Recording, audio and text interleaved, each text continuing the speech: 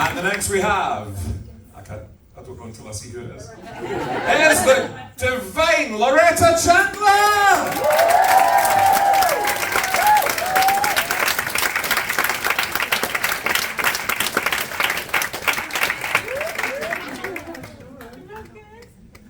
It's going to be past the mic this afternoon again. Next we have, it is Jessie Borrego!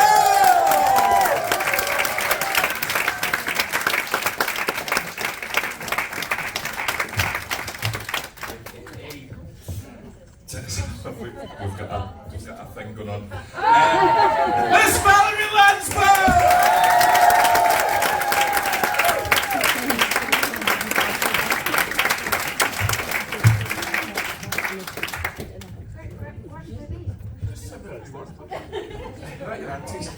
And next up we have, I can't see who it is.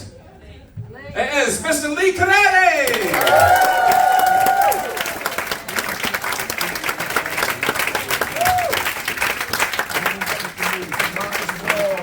We're all obsessed with the dog. Hi, dog. Who am I missing? Maestro. Who's next? Carlo Imperato! Baby Carlo!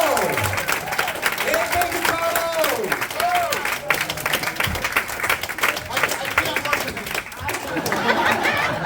1, 2, 3, 4, 5. Cynthia's had to go because she was catching her flight home. No, she's going to Italy. She's going to teach in Italy. So what we're going to do today is we've got some Q&As. We have got Elaine on Zoom. Elaine! Hey! Very good. Elaine couldn't make it this time, but she's here, and she's got her faint teddy bear as well, Caroline. She's got a faint. So Elaine, we're sending you so much love. The guys all send love as well. And well, I'll tell you what, we'll kick off with a question from Elaine. Elaine, have you got a question for anyone? You have to unmute. Oh God, it's a little lockdown again, isn't it? By the way, my wife tells me that. Can we hear you? Is the volume up, Mish? Hi, Elaine, we can hear you. Yes. I haven't got any questions, I'm sorry. Good for us, we have no answers. We love you. You know we love you, Elaine. We've got answers, but they ain't to the right question. It's top secret. It's so top secret the microphone goes. It stars Lee, Carlo, myself, Cynthia's in it, Jessie sings the theme song, and it's called Fameless. And it's about 3 guys who closely resemble us. And you can all hear me, right? No, you might want to get to it. Okay. Hello. And we play ourselves 3 unemployed actors who used to be in a TV series called Fame. And I'm going to pass the microphone on to my friends here who will give you a little more information about it. So since they have a bit of an acting ability, and they're not really gainfully employed as actors, they want to use their acting skills to maybe help something along. You know, somebody has, they want to do a good deed. And so the good deed involves a little scamming on the way to it. And usually what happens is that, that saying, man plans, God laughs. Well, so, the scamming maybe doesn't work out as we thought it was, and something else happens. And that's basically, you think of it as Mission Impossible meets the Three Stooges.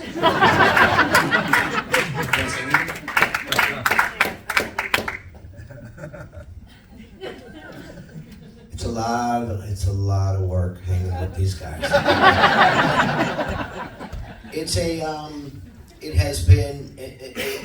It helped us to do this, it's for some reason, somewhere out there in the sky, in the heavens, it's bringing everybody back together again, so it's an adventure for all of us, and we're getting everybody in the cast and the people who've been associated with Fame somehow are just kind of drifting back into the circle. So it's exciting. It's something we're looking forward to it.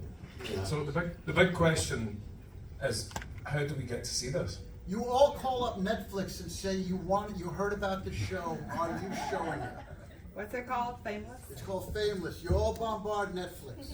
I think we can do that. Wait a minute, split it up. 30 you do Netflix, 30 you do Amazon Prime, 30 you do My first biggest, I have to say, I think my first biggest inspiration was Liza Minnelli and Cabaret. And, you know, and I think when we were in high school, we were like doing all the numbers from Cabaret. And over time, I would meet people that really had been my heroes.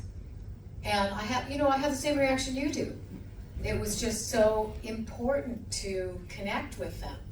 And so I still think, like, I would say my biggest influence writing music probably is Joni Mitchell. Because she was such a strong influence. Carlo. And then, you know, I was a musical comedy kid. So I knew every song in every musical. And my dad had been a radio guy, both in Germany and in 30 Rockefeller Center. And so we had all these records. We had all the musicals. We had everything. So that's what I did. I was like dancing. I was dancing to the Supremes, like in the living room. And so those are my influences. That's where it came from. Did you ever meet them? Yes. Okay, so I was working on this film in Ocean Grove. I was working as a coach. I was coaching Hilary Duff and the MTV director who was directing this movie. And Evan Ross was in it. And one day we're on location and it was like Barbara Streisand in Funny Girl. All of a sudden, a boat comes up to the shore like a motorboat, and there's Diana Ross. Like, with her, like the Black Madonna. I mean, it was like, with her hair blowing and her cape blowing. And we met her, and she was like, and what the greatest thing about her, she got off, she was just like Evan's mom. You know? And it was amazing to meet her. Good. Yeah. I met Whitney Houston. And I met her because I was working on the Fame set. And do you guys remember the Pepsi commercial she did? Yeah. She did that on the MGM lot, and she had her security guard come get me. Oh. And I was like, what? Whitney Houston wants to meet me? Yeah, baby. And when I got there, she told me she was working on getting the rights to Dreamgirls the movie. If she had gotten them, that would have been me as Effie and her as Dee. But she wasn't able to complete the deal, so it came much later, and it ended up being Beyonce. Sorry, loser. And to this day, it's hard for me to Beyonce is the queen. So I was like, yeah, that was an amazing time. That was really nice. And I also met Janet, of course, because we had that summer before she left. And can I tell the story real quick? She's so shy that we were doing a Parade of Stars with Jerry Osborne, Parade of Stars, and I'm walking into the room, and I'm still new to Fame, and Patti LaBelle and Dionne Warwick and the Pips, Gladys Knight and the Pips, were sitting as three women gossiping. And I was just like, you're joking. They were talking about a soap opera or something. And they knew Nia, they loved her, they thought she had this amazing voice. And my episodes hadn't come out yet. I wanted to run up to them and say, I can sing too. They hadn't seen me yet, so I'm just standing there with Nia just in awe. So yeah, it's been an amazing journey. Fantastic. So, you know, he set up these scenarios where he wanted to find each of us. So, you know, since I lived in Marina Del Rey, he went around in a motorboat, you know, it's that kind of thing. And each of us had our own, you know, they found Valerie in a movie theater, and, you know, and I figured a good place to any to run into him would be Gold's Gym. So I'm on the treadmill, and he comes in, you know, and he's interviewing bodybuilders, you know, and you know, because this particular Venice Gold's Gym is just The Mecca. the Mecca of freaks. It's just like and so he comes in with his camera guy, and he's interviewing people kind of, you know, on the spot. And this actress Cameron Manheim was there, and she doesn't like anyone, you know, taking pictures or videos. And she sees Justin and the camera, and she just storms out, really angry. So Justin comes up. They find me on the treadmill, and you know, we do our spiel where he's like, "Can't I please interview you?" And I act reluctant, and so and we make it to, you know, and then they walk off. And the woman next to me in the treadmill, she says, "Boy, some people are just so annoying."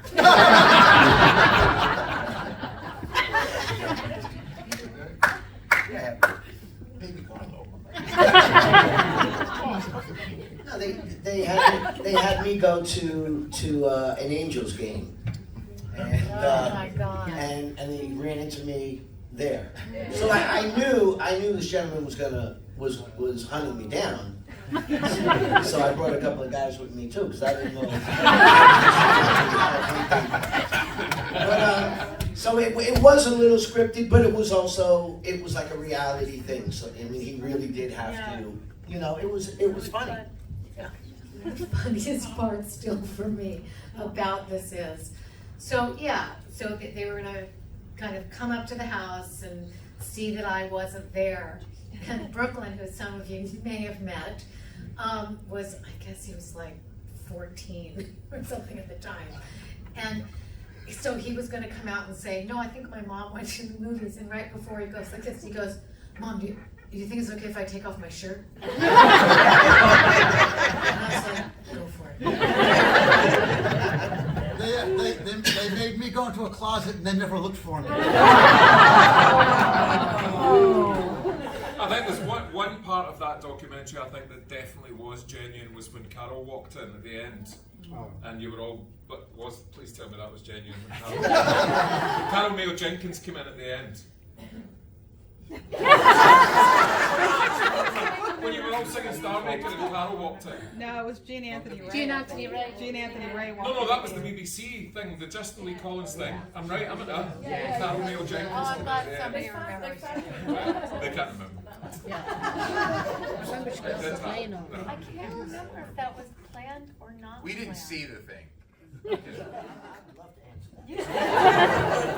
You know what? It was a rivalry between the studio and with Gene. And like we said, Gene had his own clock. And his clock was on a different time than anyone else's. So what they did was to kind of get him going, and correct me if I'm wrong, and Billy's a great guy. I still talk to Billy and see him all the time. You know, they went and got this, you know, Caucasian Adonis, disco type kid to come in to kind of kick Gene in the butt. Well, poor Billy. I mean, you know, Gene was a freak of nature. You know, it was just magic, just magic. Yeah. And as talented and as charismatic and all that stuff, you know, it's a shame. It's a real shame from a family point. I mean, we were family. So, but you know, poor Billy. and Billy coming to the set for the first day, I'm sure he was happy before he walked on stage. And then it's kind of like getting into the ring and then you realize you're fighting Tyson. And you go, oh no. Can we work our way up? Let me dance with Carlo first. I've said this like a zillion times now. It's like I like to make a record every 25 years. And, you know, it's like I've been trying to make another record for the last, 5 years. And so now I have, like 12 new pieces of music. And the plan is winter of February, this winter. And, but that song, I'll tell you the story of that song. Right after 9/11, okay, so we had 9/11, and then I had to go to Washington, D.C., where they just found anthrax in the post office. And I was staying with friends there, and then I was going down to Miami to do a workshop.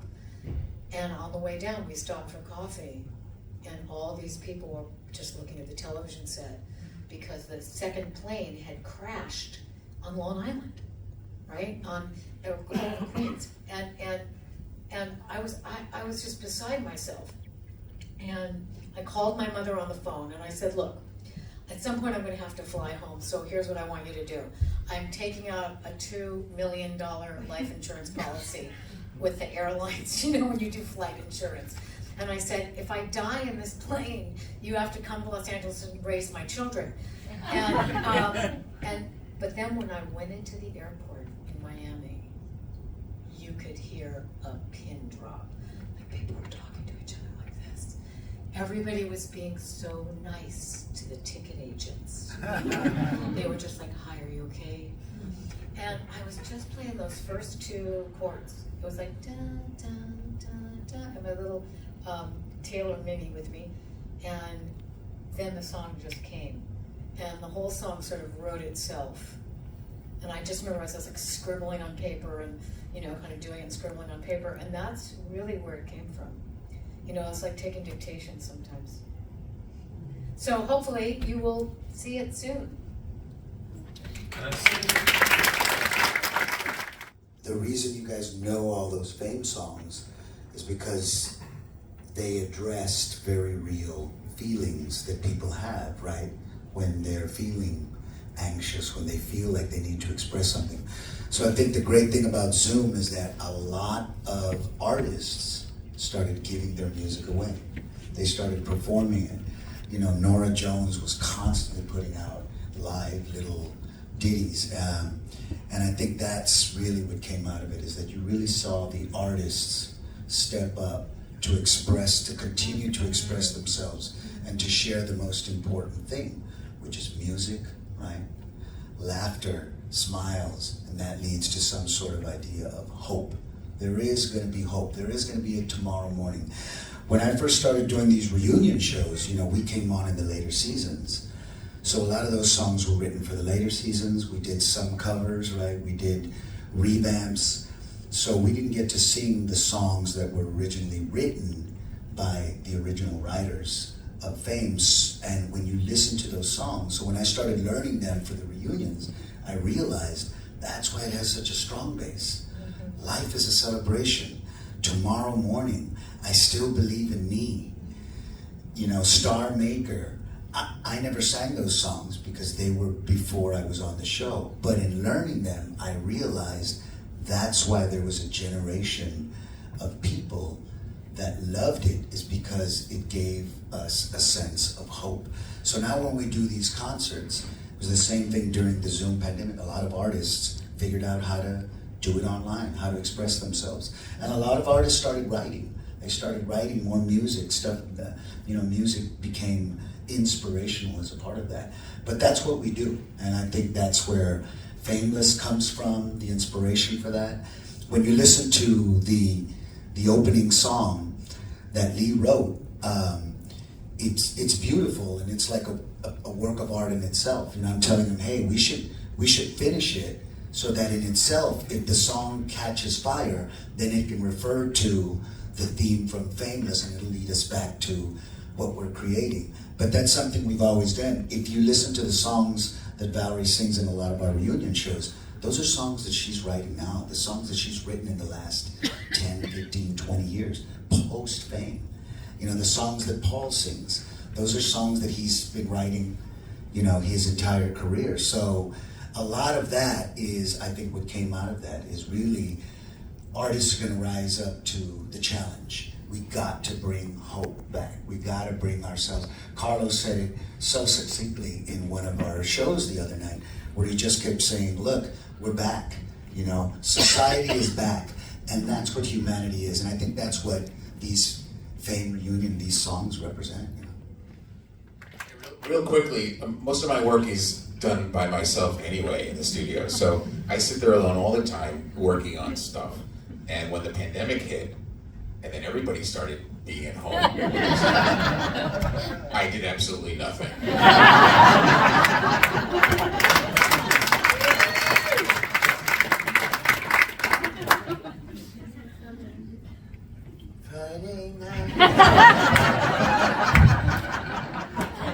You know, what's very funny for me is that, my partner has COPD and emphysema, so, well, let me just back it up, because this was my real gift from all of it. Okay, so my mom died in 2019, very quickly, very unexpectedly, and then we came and did the concert. And, it was such sort of a stunning kind of piece. And I'm totally forgetting what I'm kind of getting to. But, during that period of time, like all of a sudden when she died, and this is like, my life was lived to take care of my mother. I mean, she was a force of nature, but at the same time, I felt highly responsible that I was supposed to take care of you. I can't imagine that any of you have had that experience. And so I knew that when she died, I had to let go of being responsible for the life of another adult. And then, a year later we went into lockdown with my partner who has COPD and emphysema. And every time I go to the grocery store, I think I'm gonna kill him when I come home. And so I was given this enormous opportunity to let go, and let go, and let go, and let go. And the other thing about it for me is, like, I had a mom who carried a big toy bag with me, so I am just so good at entertaining myself, because contrary to popular belief, I am not an extrovert. I am a gregarious introvert, and I recharge by being by myself. So anyway, I just had a great time for like 7 months. I was like, I'm doing this, and I'm making this piece of art. I was like, who's there? So anyway, that's my story. Gregarious introvert as opposed to a shy exhibitionist. My daughter is a shy extrovert. It's like the opposite. She recharges with people. I'm sorry I couldn't get a video message to you all, but I wanted to send my love and support to everyone there in Birmingham this weekend. I'm always grateful for my time on Fame and all the lessons I learned from the process and the people on those sets. It is especially gratifying to know that the work is still loved by so many people after all these years. Fame might not live forever, but we certainly have lasted longer than I would have guessed at the time. And that is because of those of you who keep the legacy of Fame alive. Actors and performers exist by the grace of our audiences, and for that I thank you and love you all. With respect and love, David Greenlee. So I'm really interested in how you feel your characters would have developed if we'd gone on and we'd still be showing a version of Fame even now. So what would Montgomery be doing in 40 years? Well, listen, I know that Valerie actually knows what they're all doing. I really want to ask one important question. Do we think that Danny would have graduated yet?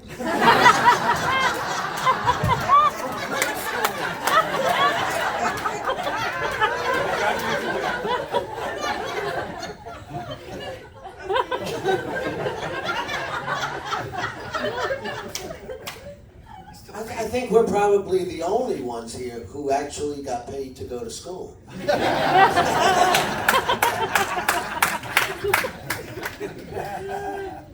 So I put together a pilot for this years and years ago when I had started writing. And so what I had was Montgomery had become a talent agent. And he represented Coco. No. But by this time had become a little bit of a diva.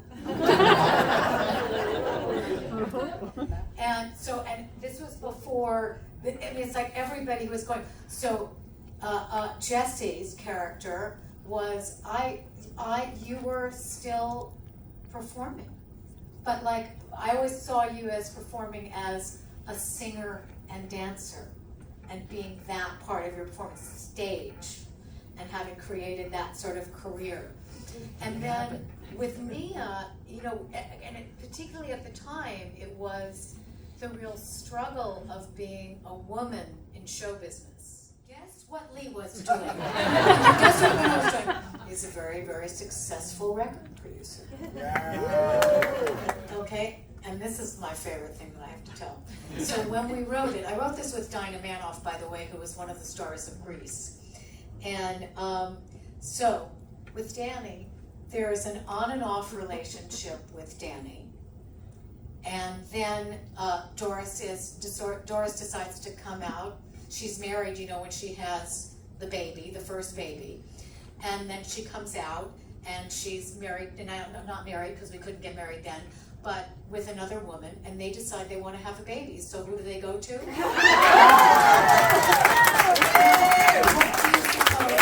What do you suppose Doris was doing for a living? Therapist. That's kind of how that was all put together. You were a therapist and you went to him for it?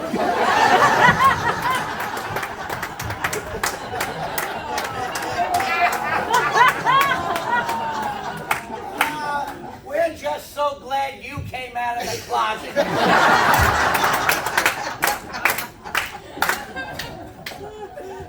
So I got to work. Gwen Verdon played my mother, and that was just Broadway royalty coming onto the set.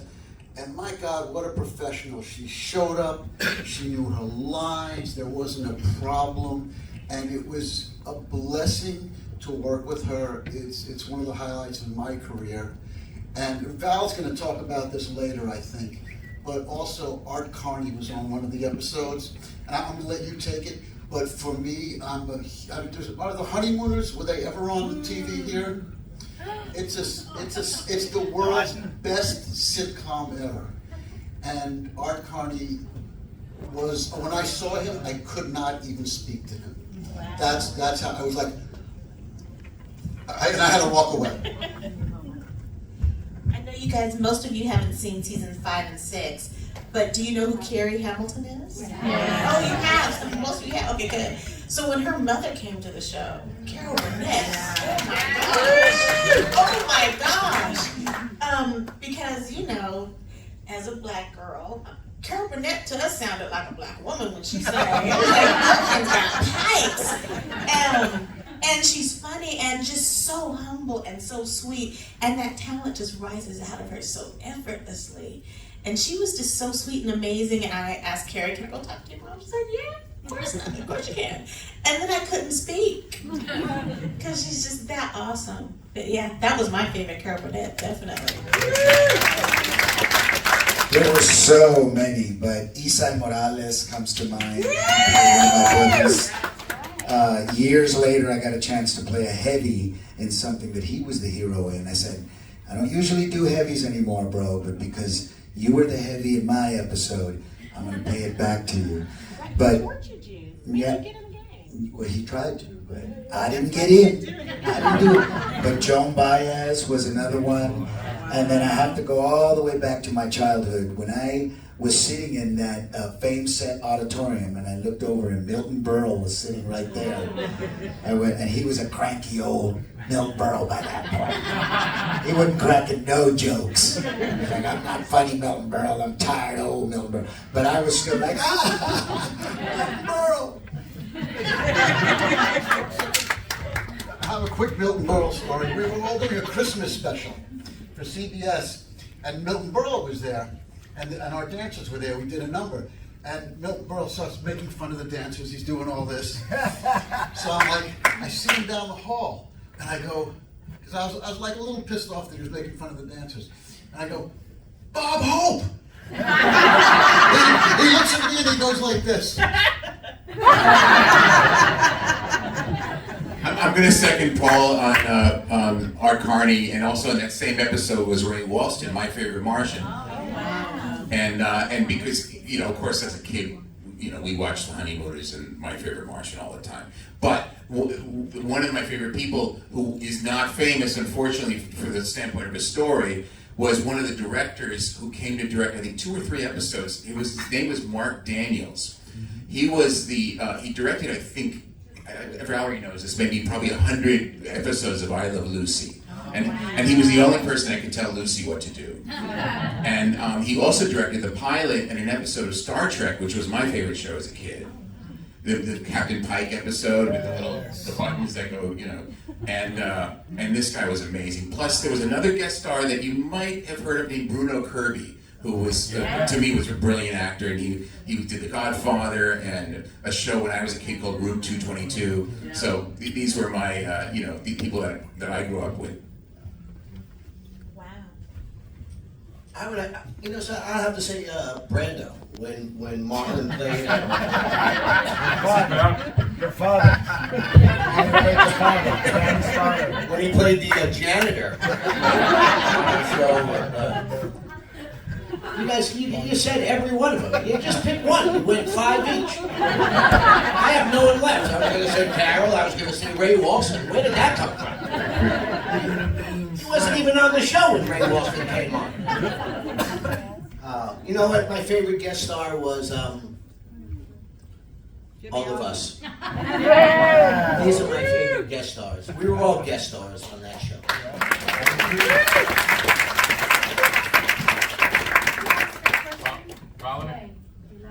Who's your favorite? Elaine, who's your favorite guest star?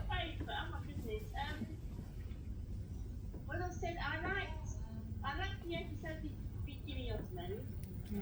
Yes. Oh, that people with disabilities to it. That meant a lot, you know. That was my friend Jackie Roth. Jackie Roth was Phyllis Frelick's understudy on Broadway for Children of Lesser God. Yeah. And that's why we put that together, for that show. That's Michael Hoey and I wrote that show. Yeah. I have a question. Yeah. I heard Valerie got to direct on Fame, is that right? Yep, I directed Reflections, which was with Holly having anorexia, and getting to shoot Debbie and Donna Keckney. And first thing I had to shoot was that mirror sequence, and it was great. It was great. I would say that my favorite guest stars were my family on the show, which was Madeline Rue, who was my mom, Gerald O'Laughlin, who was my dad, Bruno Kirby, who was my brother, and Nancy Walker was my grandma. Yeah, I had a pretty great family. I think after I had my screen test, they found out who I was, and my character was built on that. I'm a preacher's daughter from Pueblo, Colorado, trying to make it big as a singer, and that's exactly who Dusty was. It was a stretch. In the end, try to bring people together and solve situations, and that's kind of who I am. I try and bring people together. It was a fixer. That's okay, trying to fix situations. In the pilot episode where he goes, look, this is what you gotta do with the coffee cup and the whole thing. And like, you can't do this, you can't do that, and he's really training her. You were a fixer. Why did I answer the question?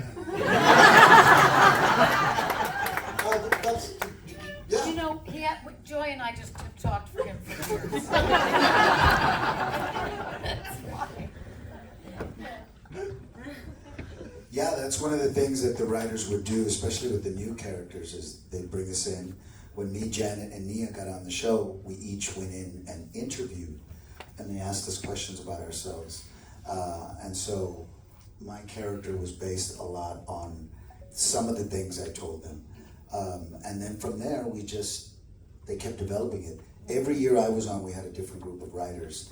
And so I think we had a different point of view on the same character every year that I was on. So you found out a little bit more about the characters as you went on. But, all of us as performers, we put a little bit of ourselves into every character that we play. That's just how we do it. Well, by the time we started doing the series, I was 23. And it was actually easier to just go to everything that was my high school experience. Because as an acting teacher of mine once said, he said, you really want to work with cleansed experience. Because if you have stuff that's too close, it makes it hard to portray. But that was just, that's like me. I'm just the person who like never has a boyfriend. Like I never have a boyfriend. I would say I never dated. You know, I dated, I met James and we got married.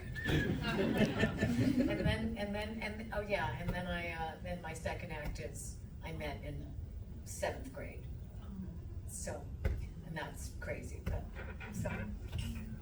So this goes back all the way to the movie when I first had to sit in a van with the rest of the cast, and everybody was exactly like the character in the script already in real life.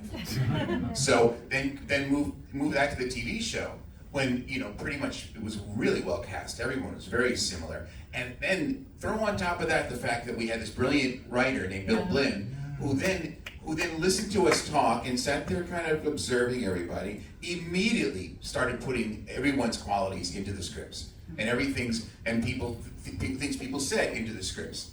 And, you know, even created stories completely out of real life, where, you know, that Paul was talking about Gwen Verdon. You know, Albert Haig wrote a hit musical in the 50s called Redhead that starred Gwen Verdon and was directed by Bob Fosse.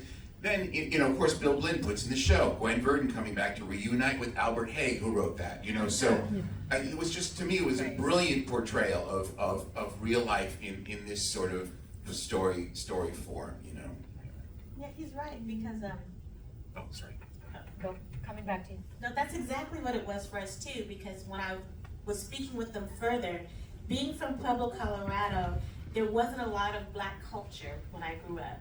We were like 1% of the population. So I was telling Jesse that I thought I was kind of Hispanic when I grew up. There was a lot of Hispanic there. People dressed me as Hispanic too.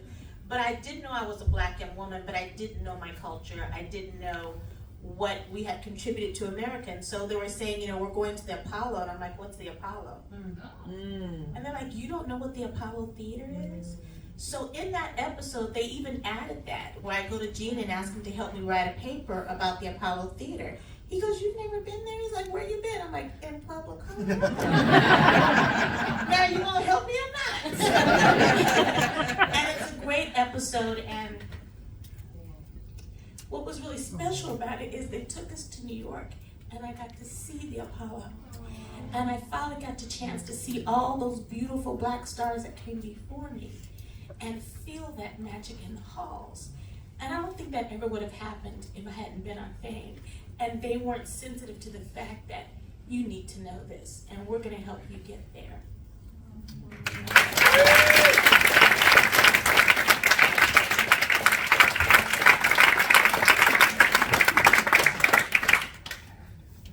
Oh, I have.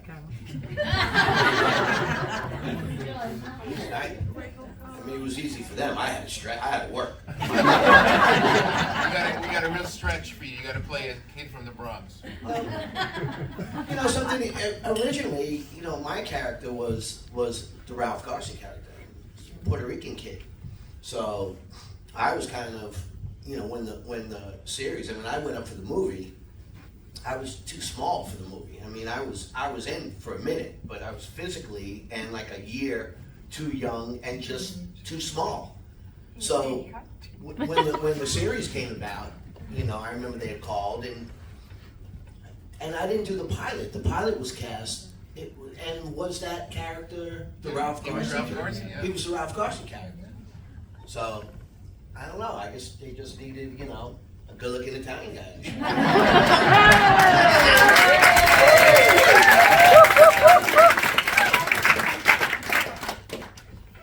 About the names, and how you got, because you had to change your name. No, Imperato. There was a not with Fame, but I was on Broadway and I had to join a union called Equity.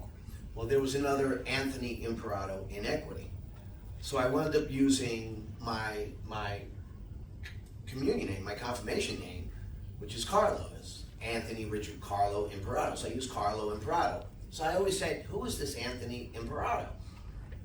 Get on Fame, I think season 2 on Fame, talking to Valerie, tell her story, and come to find out this Anthony Imperato worked for Mr. Alan Landsburg as a writer for him, but he never worked with an actor. So So all these years. so all these just years, been- and then I think he came down to the set, Right. and I met him. You know, I don't know why he said that, but.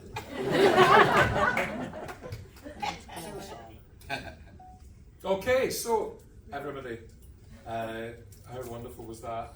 How fantastic.